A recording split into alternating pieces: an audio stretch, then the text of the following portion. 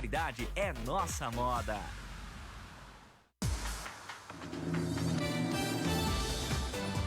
A rádio do teu tempo. Tua Rádio Alvorada. Você está ouvindo Conectado, ligado na informação. Ana Lúcia Giacomini.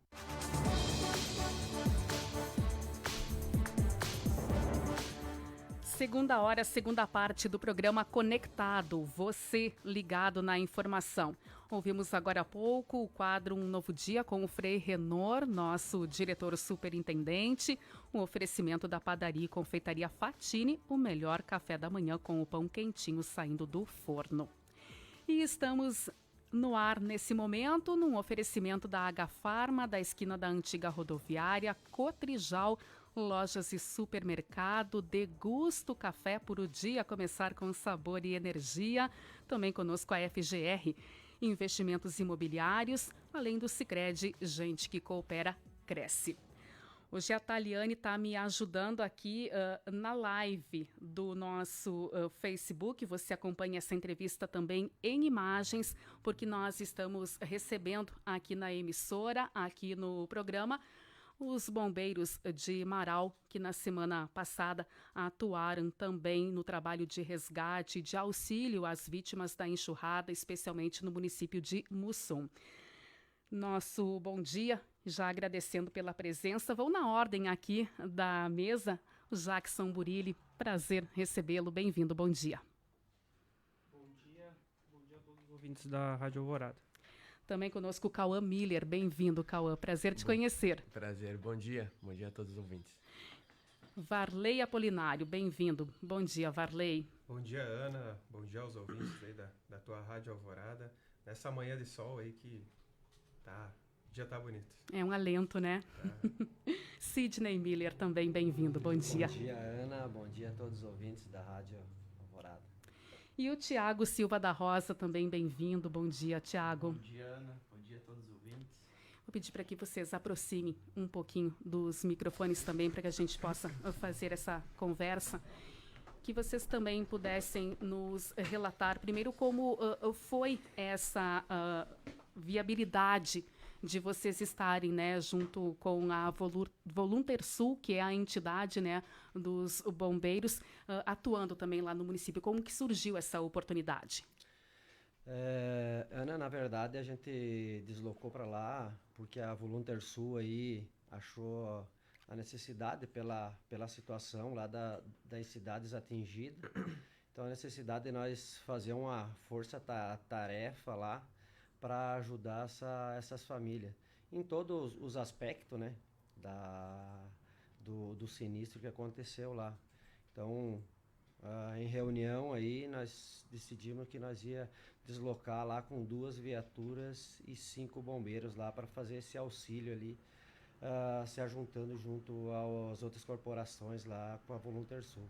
Uhum. E o que vocês encontraram quando vocês chegaram lá? Porque a gente acompanha daqui através das notícias, das imagens que chegam para a gente também, dos veículos de comunicação, das redes sociais, mas vocês que estiveram lá, o que vocês encontraram ao chegar lá no município de Mussum? No momento em que a gente chegou lá, nós encontramos um cenário de destruição. Nós observamos ali no passar dos 2 dias que nós permanecemos lá, na formação da força-tarefa, uma dinâmica interessante sobre como o rio ele interagiu com a cidade, né?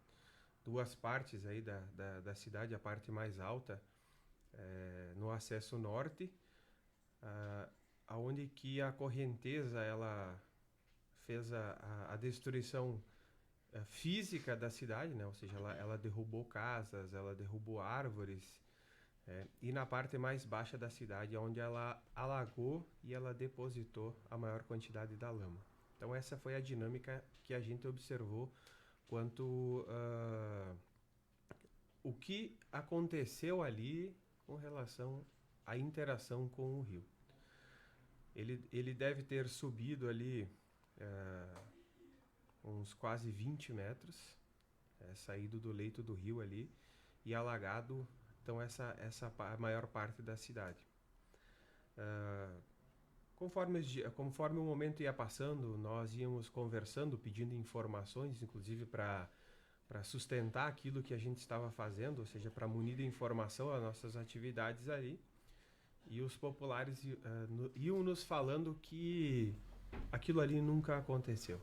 Tinha casas lá com mais de 100 anos de histórias ali, que as cheias que antecederam esta nunca havia chegado perto da casa.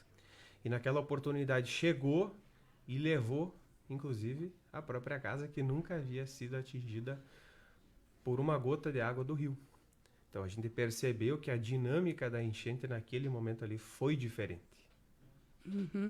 Bom, quando a gente estava conversando agora há pouco fora do ar, né, vocês nos relataram de que do ponto de vista profissional foi uma experiência diferente que vocês também vão carregar agora nos currículos de vocês, no dia a dia do trabalho, além de toda essa questão pessoal também que a gente acaba se envolvendo numa hora dessas. Mas nesse sentido da experiência profissional, até para os mais jovens também, o que vocês trazem agora de experiência e o que vocês puderam fazer por lá também? Pode falar, Jackson. Como o Varley comentava aqui, você reforçou profissionalmente para o bombeiro é um crescimento. Uhum. Porque o bombeiro ele é preparado para atuar numa cena adversa. Ele não chega lá quando está tudo bem. Uhum. Ele chega lá quando tudo tá virado e a vítima está ali precisando de socorro. Então, chegar lá e encontrar aquela cena, para nós, reforça a nossa parte profissional de colocar em prática aquilo que nós aprendemos dentro do nosso curso, né? E depois dali, lógico, que como ser humano, como pessoa, ver aquelas pessoas que perderam famílias, bens materiais e, como disse o Varley ali, casas de 100 anos de história que ali se foi, né? Então era isso que eu teria para deixar assim. Uhum. Cauã, você pode complementar também? Que nem eu tenho 7 meses de efetivo, para mim foi uma imensa ocorrência, né? Trabalhar com pessoas já com certa experiência, que nem o pessoal aqui, trabalhar com outras entidades, Corpo de Bombeiros de fora, pegar, ver como é que eles fazem. Nossa, para mim foi uma experiência show de bola. A ocorrência em si foi muito bom. O método que foi trabalhado, para mim foi show de bola. Uhum. Pegando esse gancho do método que foi trabalhado, o que vocês podem falar a respeito disso, desse método que foi trabalhado? A gente tinha aqui nas notícias que vocês iam nos mantendo informados também, né, durante os dias, por exemplo, busca e resgate urbano em estruturas colapsadas, equipe técnica, enfim, esses termos também que são mais técnicos, né? De que forma efetiva que foi o trabalho que vocês realizaram por lá? Sim. Então, Ana, falando um pouco dessa parte aí, até um ex-colega nosso, né, o Zanata, nos lembrou aí, na situação lá na quinta-feira, ainda à noite, ele mandou uma mensagem relembrando um pouco do que a gente passou há quase 10 anos atrás. Há 9 anos atrás, a gente fez um curso que é esse chamado BREC, né, que é Busca, Resgate em Estruturas Colapsadas, e onde a gente vivenciou esse cenário, né? Só que numa proporção bem menor. A gente viu lá, vamos dizer assim, numa área de uns 2 campos de futebol, o sinistro como se fosse o que a gente viu ali, né? No treinamento. Então, assim, hoje chegando lá, quinta-feira quando chegou lá, e encontrar aquela cidade inteirinha assim destruída, e a gente andou pelo interior também lá e ver tudo aquilo, o cenário era bem aquilo que a gente treinou, né? Só que numa realidade, numa proporção muito maior, né? Então ali foi aplicado tudo que a gente vivenciou no curso, né? A parte de busca, né? O Valei pode complementar para nós aí. A estrutura que ela foi utilizada, ela foi uma estrutura mais técnica, né, Ana? Com a formação de um posto de comando e com o direcionamento e a otimização dos recursos que ali estavam.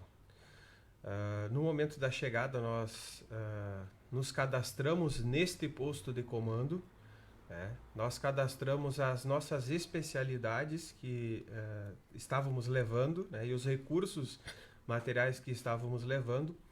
E então se pôde direcionar ali naquele momento ali para que nós seríamos empregados. Nós, como profissionais, nós temos já uma condição que nos facilita o entendimento, né? Em que sentido? Bom, quem estava lá no posto de comando nos conhece, tanto quanto nós conhecemos eles, então a gente não chegou lá e foi e saiu do zero para algo. Nós chegamos lá já, né, com o pessoal já sabendo daquilo que nós poderíamos ofertar e oferecer naquele cenário. Então, pela nossa especialidade, né, do busca e resgate em estrutura colapsada, olhando um pouquinho mais para esse aspecto do resgate urbano, né, nós podemos então ficar todos juntos, né, nossa guarnição que foi para lá permaneceu junta, nós formamos uma equipe, uniram-se outros profissionais conosco, né, então nós fomos para as missões. Na primeira missão, nós fomos para o interior, para uma comunidade distante 15 quilômetros, em sentido norte, onde que lá haviam desaparecido 4 pessoas.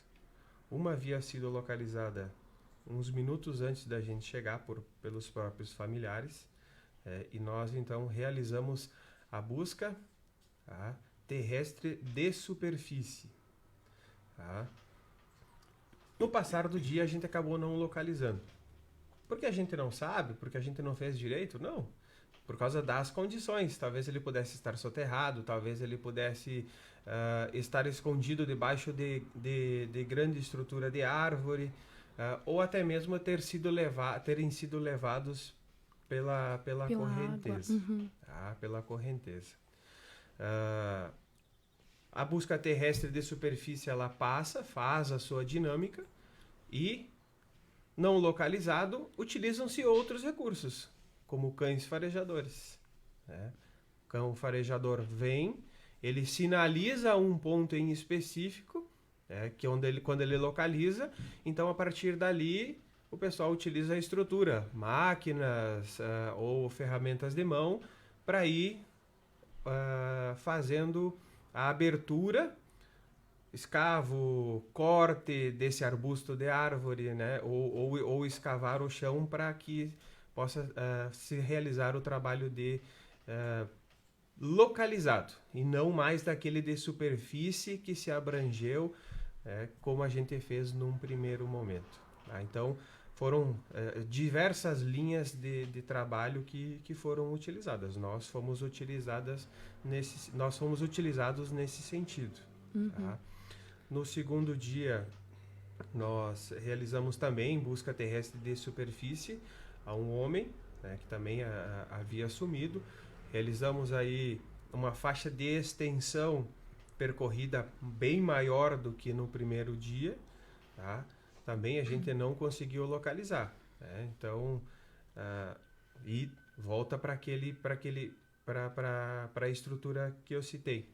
Se utilizam outros recursos, cães farejadores, drones, aeronaves, que naquele momento ali também estavam sendo empregadas. Uhum. A gente vai acompanhando nos números, né, que a Defesa Civil repassa, e chama a atenção que nesses últimos dias, agora no final de semana também, aumentou o número de vítimas fatais, de óbitos, né? Sim. Mas o número de desaparecidos, ele continua, ele se mantém ainda. Já há vários dias está ali na faixa dos 46, se não me engano, agora são 46 mortes e também 46 desaparecidos. Lá no município que vocês estavam, que é Mussum, esse número também de desaparecidos continua em 30. E se manter esses números assim causa uma angústia na gente de ver isso, né? Pode significar que de repente o número de mortes seja ainda maior. É provável que sim, pelo passar dos dias, né? Sim. Pelo passar dos dias.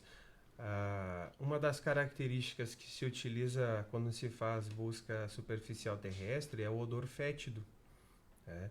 Pela caracterização do processo de decomposição cadavérica, né? Influencia naquele momento ali a chuva, a temperatura ambiente, o próprio sol, são fatores que influenciam a melhora da captação ou a piora. Quanto mais sol fizer, melhor fica, né, para que se localize esse odor fétido emitido pelo cadáver. Por vezes é mais fácil. A gente falava em relação ao processo da busca ali, né, que por vezes não é fácil aquela situação, não é fácil encontrar, e ali tem determinadas situações, por exemplo, que 5 metros para baixo da onde a gente delimitou a área ele estivesse. Aí um popular andando ali vai lá e localiza, né? Mas a gente trabalhou sempre com esse aspecto técnico montado, né? Bom, temos um ponto de partida, temos um ponto de chegada, né? Abrangíamos uma área extensa e sempre naquela ideia do odor e visual, odor e visual, odor e visual. Esgotamos as nossas possibilidades, bom, né? Aquilo que estava ao nosso alcance, neste momento que foi direcionado para nós, fizemos com êxito. Então, esse foi o trabalho que a gente desenvolveu lá naquele momento ali. A Volunteer Sul utilizava outras frentes de trabalho, né, que se relacionava à limpeza principalmente de prédios públicos. Utilizava a sua estrutura de prédios públicos porque a cidade precisava, naquele momento ali, restartar. Ela precisava restartar. Sem água, sem luz, com os prédios lotados de lama, esse restart ele é praticamente impossível. Conforme os dias foi chegando, o pessoal foi fazendo limpeza, porque as viaturas independiam da luz, faziam funcionamento da sua estrutura própria. Foi chegando uma estrutura, então, de internet via wireless. O pessoal tinha estrutura de geradores que foi, então, chegando, foi montando e foi otimizando e possibilitando, então, de que essa estrutura fosse sendo reorganizada. Então a gente viu isso de perto, né? Então a gente traz essa experiência também do ponto de vista, bom, se um dia nos acontecer, a gente tem no nosso local, a gente tem um start aqui, a gente tem um ponto de partida já com essa experiência que a gente teve. A semana passada ela foi uma semana diferente para todos, né? Porque a gente teve lá na segunda-feira, vocês tiveram que atuar também incansavelmente aqui dentro da nossa cidade, do nosso município, com locais que também, né, sofreram as consequências da chuva, e depois tudo acontecendo lá naquela região e vocês também culminando com o trabalho lá. Além da experiência profissional que vocês já relataram aqui para a gente, no aspecto pessoal, porque por mais que a gente tente, em alguns momentos a gente não consegue separar por completo, né, aquilo que a gente está sentindo enquanto ser humano, enquanto pessoa, enquanto cidadão, com o profissional também. O que vocês podem relatar para a gente em relação a isso? Só fazendo um parênteses aqui, porque nós estamos ao vivo no Facebook também, tem muita gente por aqui parabenizando vocês pelo trabalho que vocês realizaram, não somente lá, mas o trabalho que vocês realizam todos os dias aqui na nossa comunidade. Muita gente parabenizando vocês também aqui através da nossa live. Na verdade, a preocupação... a nossa preocupação era para nós ir lá para baixo, ajudar as vítimas lá, como um dia antes nós estivemos aqui na nossa cidade. E as chuvas, era para vir de novo chuva. Então a preocupação era essa, deslocar o pessoal para lá e deixar a nossa cidade aqui desguarnecida. Então a primeira preocupação nossa foi essa. A gente sentou, fez uma logística ali, e achou que nós conseguiria, tanto indo em 5 para lá, e ia ficar o resto do pessoal ia conseguir fazer um bom trabalho se acontecesse um outro sinistro. Na parte ali, só para complementar a parte do nosso trabalho em si lá embaixo, que a gente fez, a parte de busca, a dificuldade era grande porque, pela questão que nem o Varley disse, a parte terrestre, a questão do odor. Era muito animal, peixe, então a gente se perdia muito nessa parte aí. E a questão de entulho também. Muito entulho, então a gente não conseguia remover tudo do entulho. Pode ser que daqui a um tempo, né, Varley, no lugar que a gente passou mesmo ali, os cães, ou o próprio drone, ou outros métodos que eles vão utilizar lá, possam achar no local que a gente passou.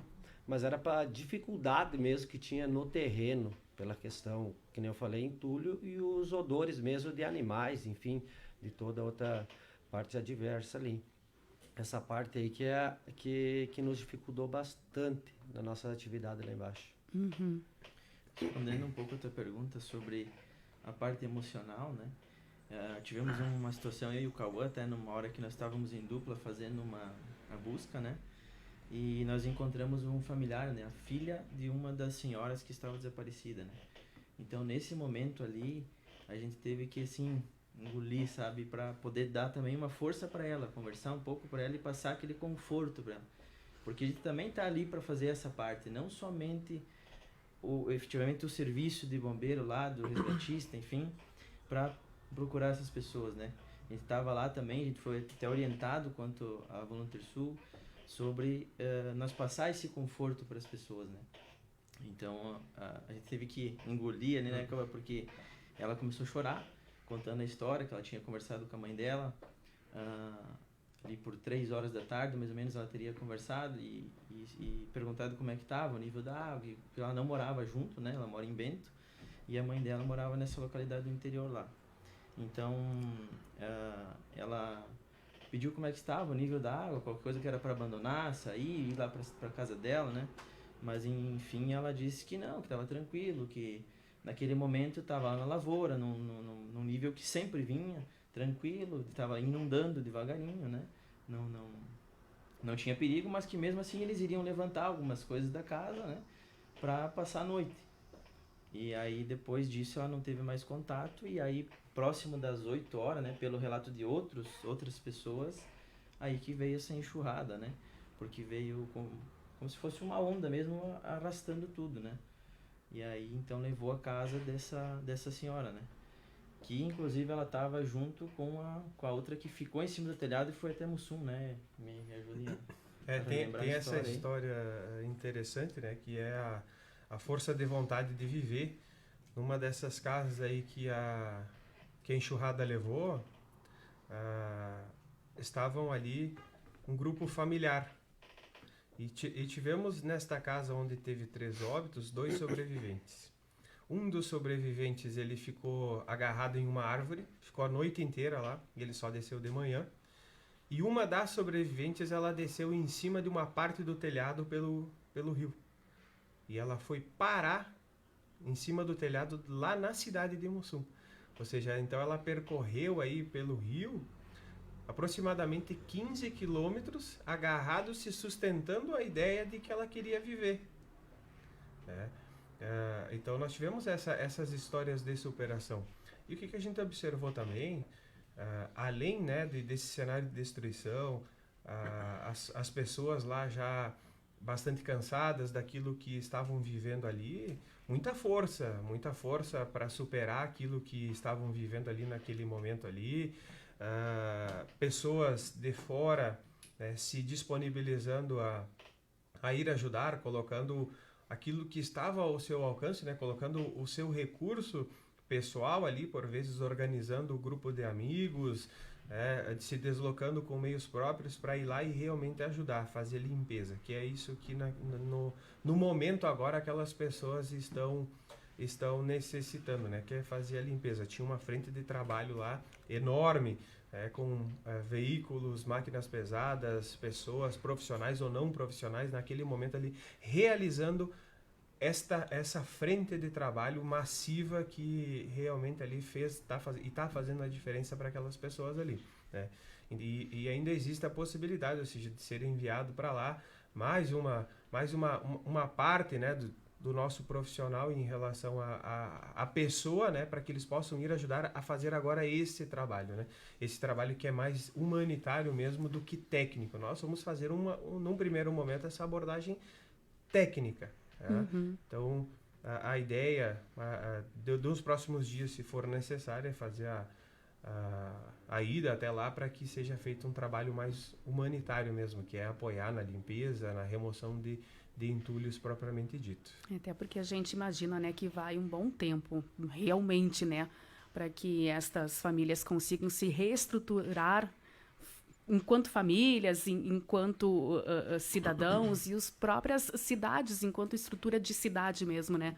Vai algum tempo para que isso possa acontecer, porque como vocês relataram, a cidade, né, foi praticamente destruída. Bom, eu quero agradecer a presença, ficaria conversando muito tempo com vocês aqui, mas a gente precisa cumprir também com os nossos espaços comerciais e os demais quadros aqui do programa, então já agradecendo a vinda aqui na tua Rádio Alvorada. Deixo também um espaço, caso vocês queiram complementar alguma outra informação. Jackson, muito obrigada por ter vindo. Eu que agradeço o espaço, tá? E por o espaço para a gente estar mostrando aqui um pouco daquilo que a gente vivenciou lá naquele dia fatídico lá em Mussum. Cauã, também te agradeço por ter vindo aqui no programa. Eu também agradeço pelo momento da conversa que nós tivemos aqui. Poucos minutos, mas é bem importante o cara passar para a sociedade, para eles ficarem bem a par do que aconteceu lá com nós. Varley, muito obrigada. Nós que agradecemos o espaço cedido, né? Mostramos um pouquinho daquilo que nós, como instituição, realizamos, né? E poder compartilhar também com a sociedade que, por vezes, o seu investimento, a ajuda que ele nos dá, né, traz esse retorno, né? Indiretamente, talvez aquela colaboração lá antiga, né, com R$10 por mês ali e tudo mais, tem esse resultado de hoje, né, com a viatura, com o emprego de pessoal, né, nessa situação em específico, né? Então, é esse o sentido do esforço e da cooperação que temos entre instituição e comunidade. Miller, obrigada por ter vindo. Só agradecer o espaço, Ana. Imagina. E sempre somos parceiros aí. Quando tiver oportunidade, a gente está à disposição. A gente também. Thiago também, muito obrigada. Muito obrigado, Ana. Continuamos sempre à disposição. A gente também, da mesma forma. Taliane, também muito obrigada pelo teu trabalho. Agora faltam 23 para as 9. 21 graus é a temperatura aqui no centro de Marau. Esse é o Conectado, você ligado na informação. Oferecimento de Sicredi, gente que coopera, cresce. FGR Investimentos Imobiliários e o San Mateu Parque. Também a Degusto Café para o dia começar com sabor e energia. Cotrijal, lojas e supermercado em Marau, além da H Farma da esquina da antiga rodoviária.